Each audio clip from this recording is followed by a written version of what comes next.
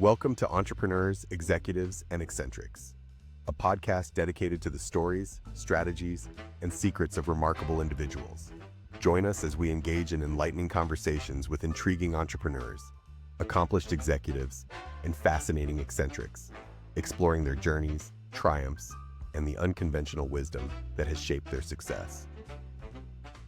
In this episode, we talk with Praveen Sahay, founder of Wave Equity Partners, known for backing deep tech climate solutions in heavy industry.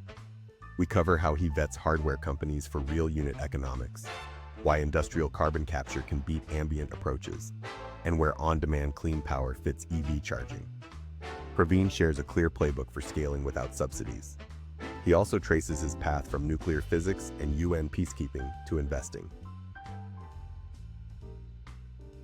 Pervine Sahay, welcome. Tell me who you are and what you do. Good morning, Scott. I founded Wave Equity Partners roughly 10 years ago, and we invest in climate solutions which are oriented towards deep tech. So we invest in typically hardware, manufacturing-oriented companies that are solving some of the greatest climate issues in industries such as energy, food, water, buildings, urban transportation, agriculture, ocean, water, and so forth.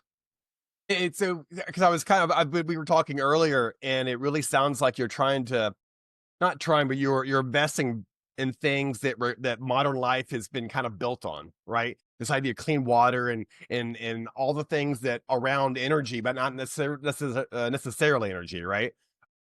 Can you kind of go into why that's the kind of direction of the fund?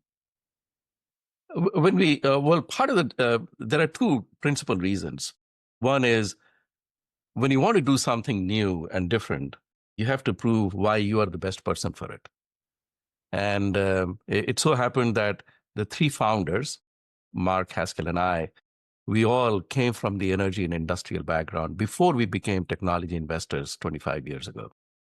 That was one reason. The second, but more important reason was, if you think about the clean technology investments that really started to get mainstream attention 15 years ago, and then after 2010 completely collapsed, and investors suffered big losses, most of the focus had been on renewable energy.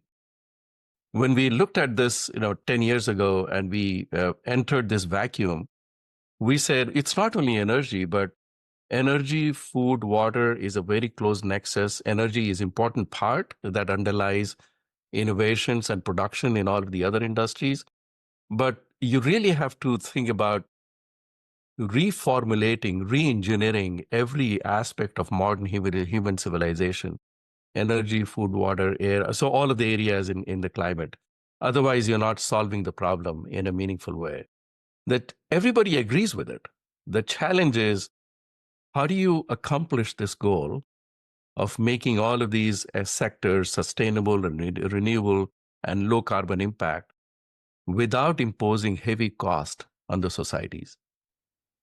And that's where your approach to how you invest, how you source the companies, how you grow them becomes really important. Can you give us an example of maybe one company or area that you maybe you've championed, or can you kind of give us an example so we can kind of understand the type of investments you guys are making? The principal issue is the innovation that you're investing in. Has it already gone through enough proof cycles that you can say with confidence and high conviction that the company is now ready for scale, that it can go from $1 million or $2 million in revenue today to $100 million in revenue in the next 5 or 7 years? And it takes a lot of deep dive into the innovation. And you also have to ascertain that this is not going to impose a heavy cost on the society, which means that the solution should be cheaper than incumbent solution. It should be, if you really think about it, if it is a powerful innovation where you're reducing the amount of energy or resource used in the product, it should, by definition, be cheaper. Of course, it's going to take scale to get there. And so it is important that we insist that you only invest in those companies that are able to produce strong gross margin or unit economics without relying on government subsidies. This is a really important distinction. A lot of investments that happen in the sector actually rely on government subsidies. If you look around today, for example, the trendy investments are in the hydrogen economy or green steel or ambient air carbon capture, even nuclear fusion. And none of these would be practical today. Well, I mean, in my eyes, they're not practical at all, but projects are getting done, companies are getting funded because the government is saying, oh, here is $10 billion for this and $20 billion for that. And it creates a real motion in the marketplace. If you think about why the IT and the life sciences ventures have really succeeded, in fact, technology innovation has become probably one of the most important drivers of the US economy. The 10 most valuable companies we have in the world today did not even exist a few decades ago, right? And that's a power of innovation. And they succeed because the government funds provides a lot of funding for R&D, and then the investors come around and the entrepreneurs, and there is a meeting of minds, and they say, okay, this innovation is now ready for a scale, and the government doesn't interfere in that process. Unfortunately, in the energy sector or the climate sector, the government believes it's their business to influence what people invest in.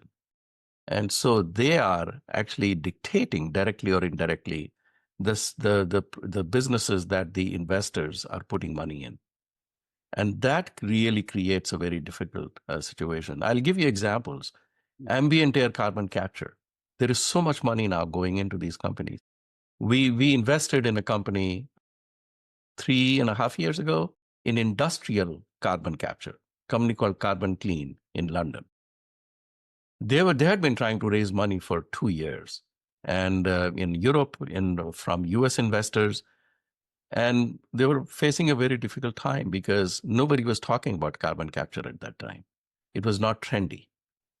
We looked at the business model. They already had multiple customers. The company had been around for more than 10 years.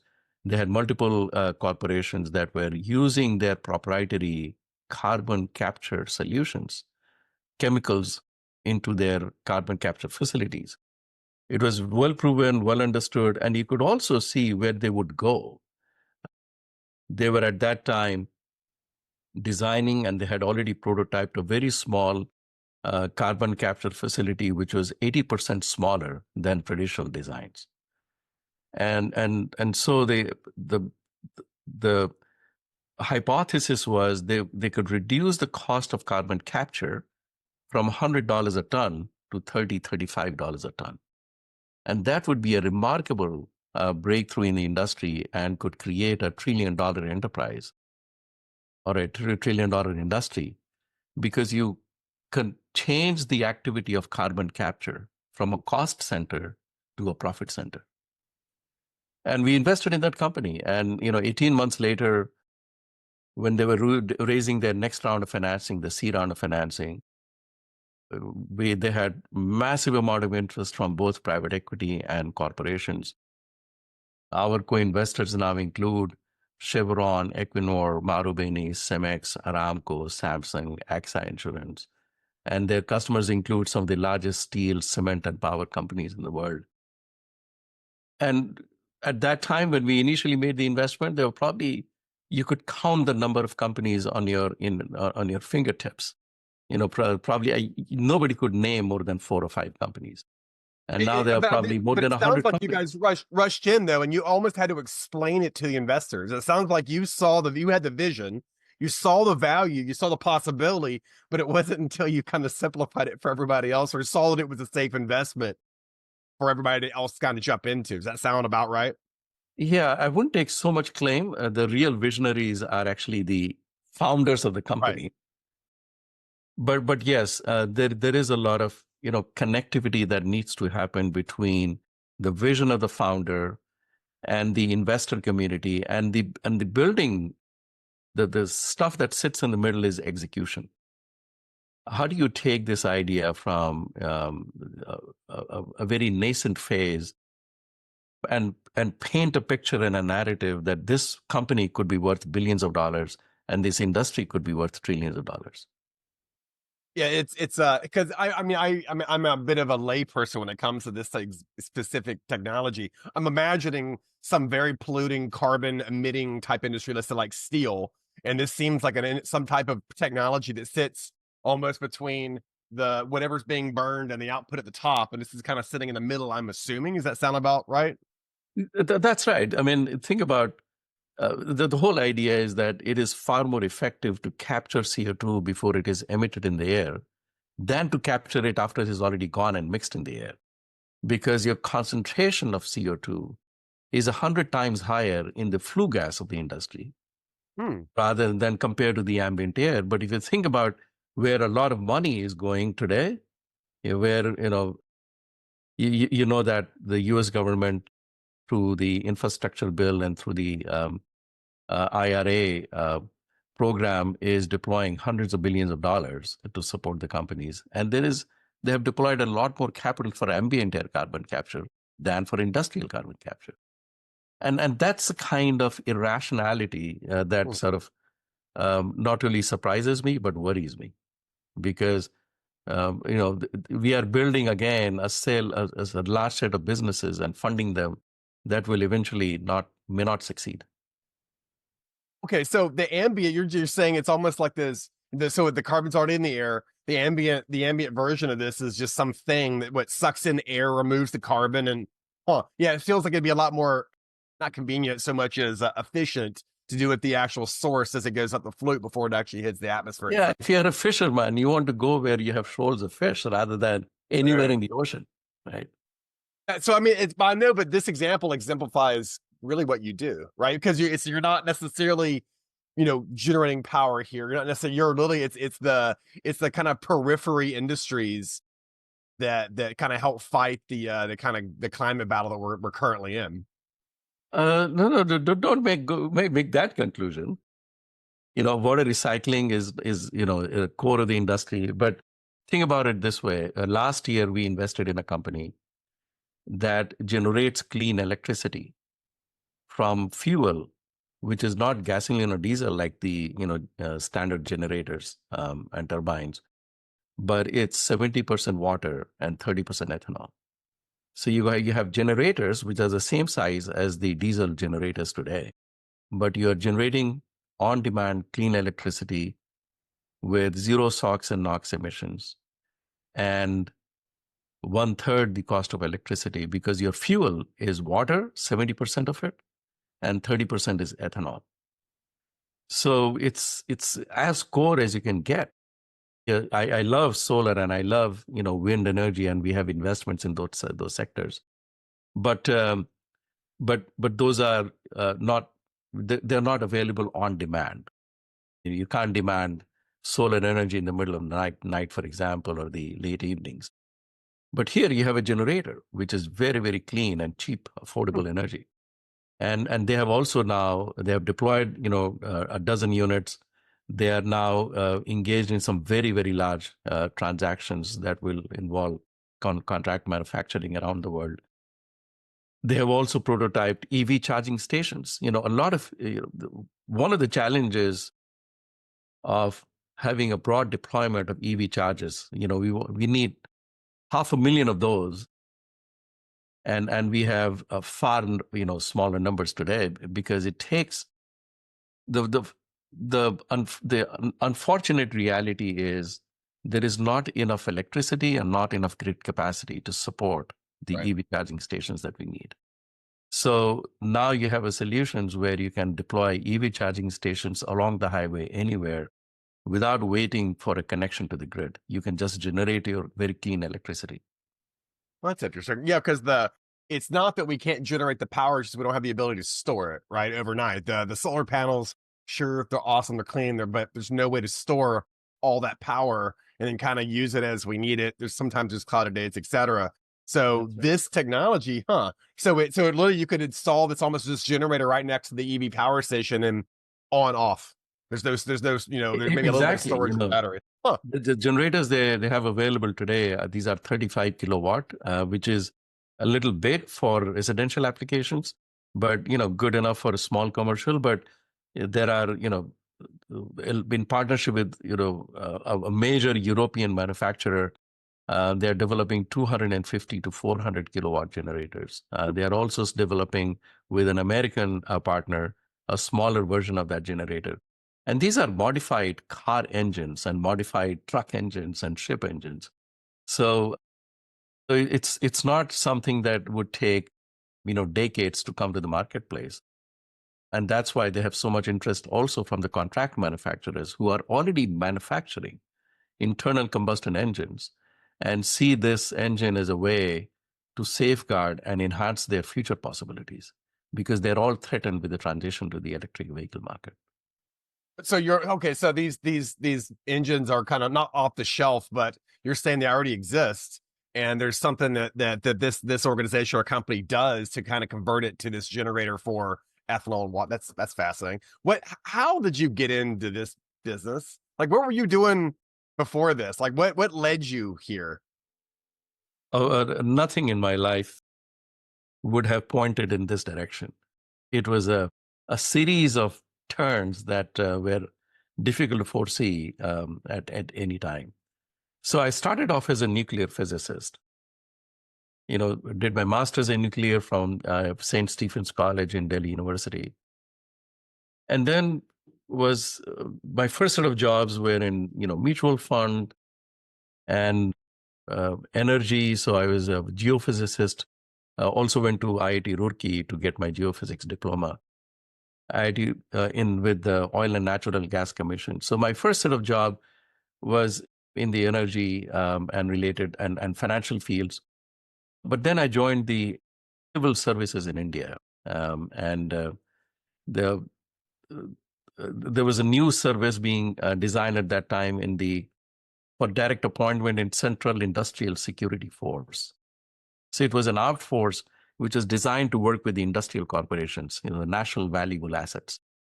And in that role, I joined as a captain, became a major, and then also partly as a battalion commander when going to play roles in things like national elections. You would have 1,000 armed troops with you and making sure that the elections are free and fair. But then Yeah, I see the Mozambique. I know that you mentioned Mozambique in kind of your journey. That sounds super dangerous. Like that kind of go make sure that these elections happen. Can you drill into that a little bit? Yeah, so the election experience in India, but I want to mention also that the years spent in CISF gave me a lot of insight and time with the industries, because I was working with the industries all the time for safety and security implementations. That elections experience took me to the United States. There was a peace mission in Mozambique called ONUMOS, is how it is known in the industry. And through a series of changes after we landed in Maputo, I was given the responsibility as a national elections coordinator for helping implementation and monitoring of the first ever general elections in the country, democratic elections in the country in 94. The country had been independent for 2 decades, but had been suffering through constant internal riots and violent activities and basically war between 2 factions. So it had been a constant state of civil war. When the UN goes in, there are multiple phases of the peace mission. The initial phase is military oriented, and then there is a democratic election, and then there is a country building exercise. And these are multilateral exercises, so no one country has a voice.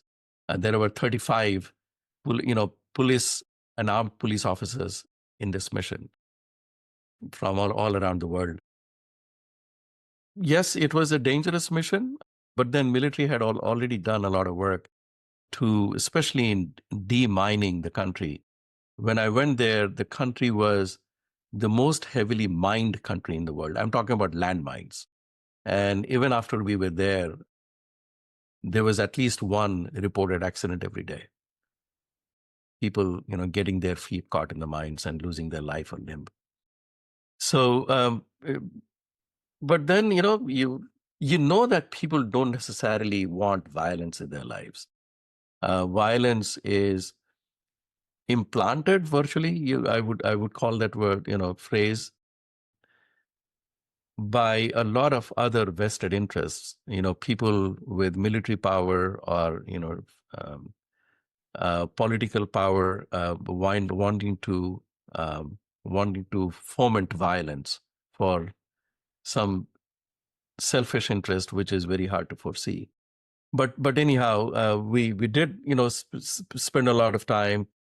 It turned out to be one of the most successful missions in the history of the United Nations, and that gave me the confidence that I could do more interesting things in life, and became the catalyst for leaving India, coming to the US again as a student, trying to reinvent my life after 10 years of work. And I would say successful work. In the peace mission, you get a UN Peace Medal. And my career in India was equally successful, and I would say very comfortable. But then you had to make a big choice, wanting to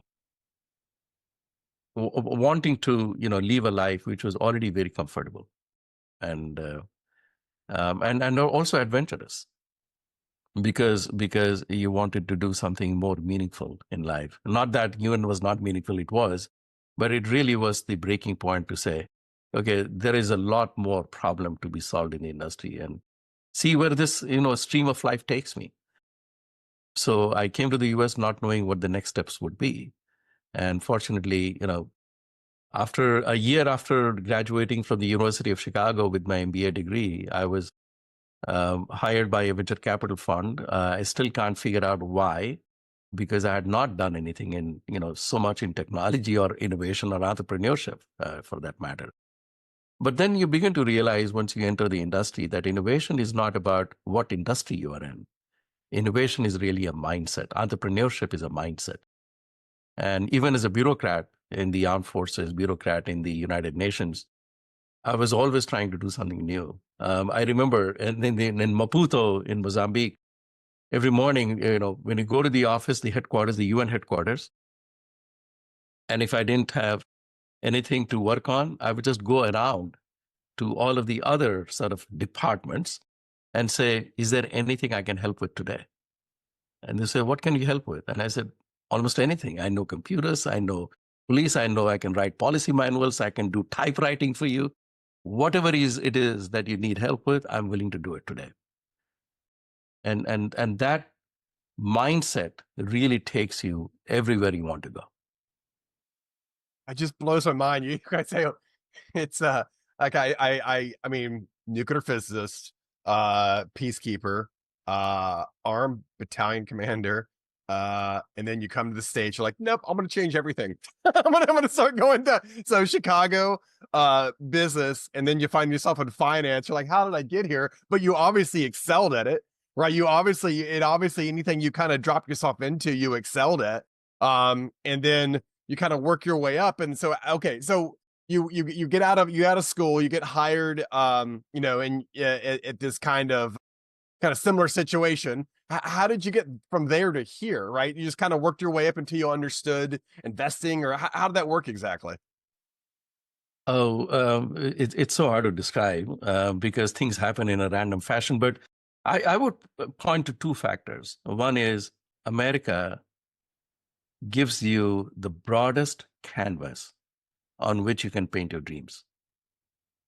It's an amazing country. The Americans are by far the most accepting, fair, and honest people on the planet that I've seen. I've worked in, multiple, lands, including Europe and Africa and Asia. I can tell you, Americans are the most fair and accepting people. So that's part one. Nowhere else could I have imagined getting so many opportunities and being treated with so much fairness, and people just piling on with whatever resources you need if they believe in you.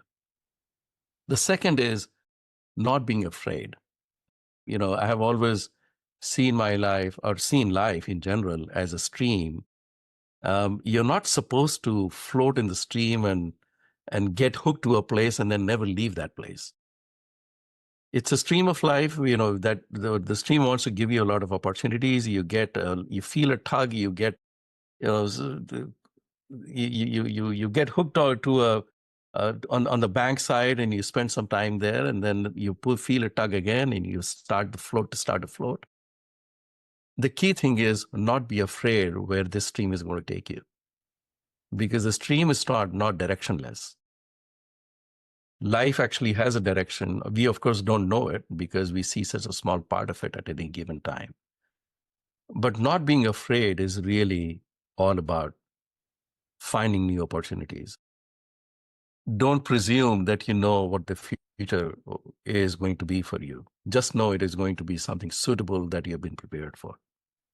And that mindset has really allowed all these doors to open. And I'll tell you, in my first year of business school, you want to go for internship, right, for the summer.